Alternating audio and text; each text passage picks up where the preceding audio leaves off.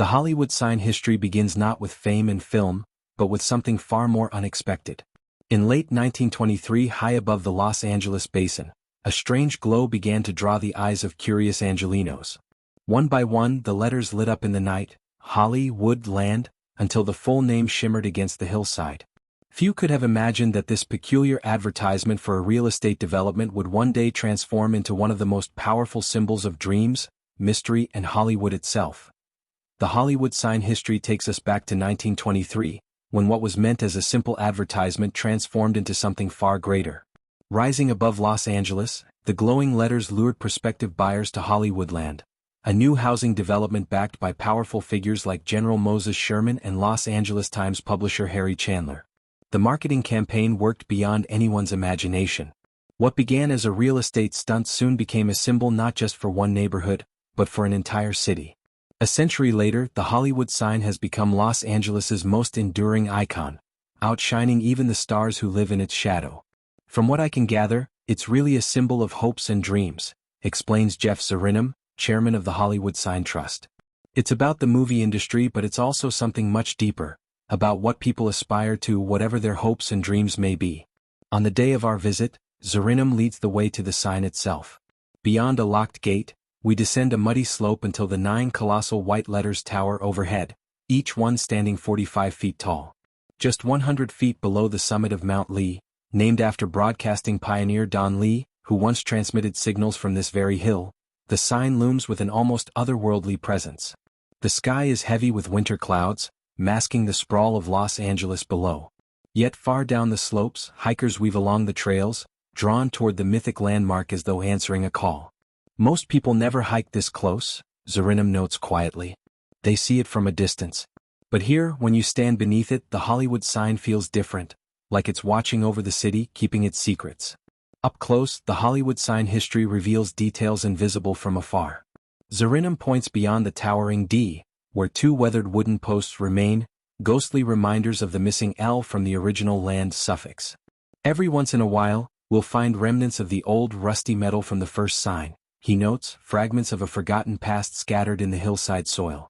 But the landmark we know today is not the same one erected in 1923. It was only meant to stand for 18 months, Zarinham explains. Constructed from telephone poles, tin, and wires, the original structure was hastily assembled, never designed to endure a century of storms and shifting earth. By the 1930s and 40s, fierce winds had battered the fragile frame, knocking down letters. In 1944, the towering H collapsed, leaving Hollywoodland in decay, a fallen symbol looming over Los Angeles.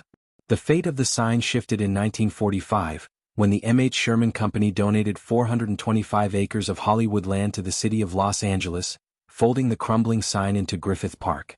Yet by then, the once glorious letters had become an eyesore. A lot of people were complaining, Zarinham recalls. The Hollywood Chamber of Commerce stepped in, and in 1949, the sign was reborn. Its message shortened from Hollywoodland to simply Hollywood. It now stood as the emblem of an entire industry rather than a single housing development. Still, survival was far from certain. In 1973, the Hollywood sign was declared Los Angeles Historic Cultural Monument No. 111, a recognition that came just in time. A cosmetic facelift followed, though no real structural repair was made. During this effort, the D was draped with an image of singer Leon Russell and the words, "Save the Sign," the first known alteration of the monument. From that moment forward, the sign became more than a landmark. It became a canvas for messages, stunts, and pranks. Each alteration added to its mystique, deepening its role not just as a cultural symbol, but as an object of fascination. By the late 1970s, the Hollywood sign had deteriorated beyond saving. Decades of neglect, weather, and time had reduced the monument to little more than a crumbling relic.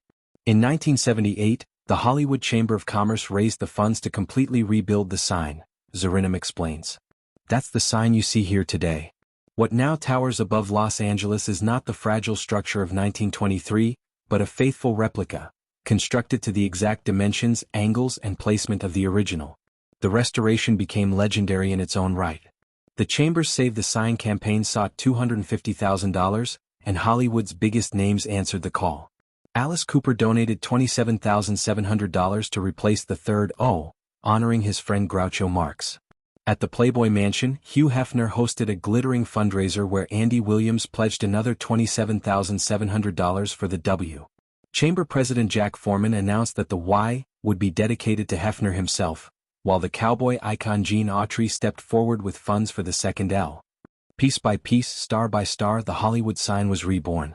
Xeronim gestures toward hidden marks that most visitors will never see. At the base of the towering letters lie handprints and inscriptions, carved into girders by the workers who rebuilt the sign in 1978. A small plaque still bears the name of engineer C.A. Van Dam, a quiet signature on one of the world's loudest landmarks.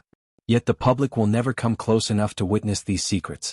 The sign is heavily protected, shielded by security cameras, motion detectors, and sensors buried throughout Griffith Park. 5 additional cameras sit atop the letters themselves, their gaze unblinking, while loudspeakers stand ready to warn trespassers who dare to approach.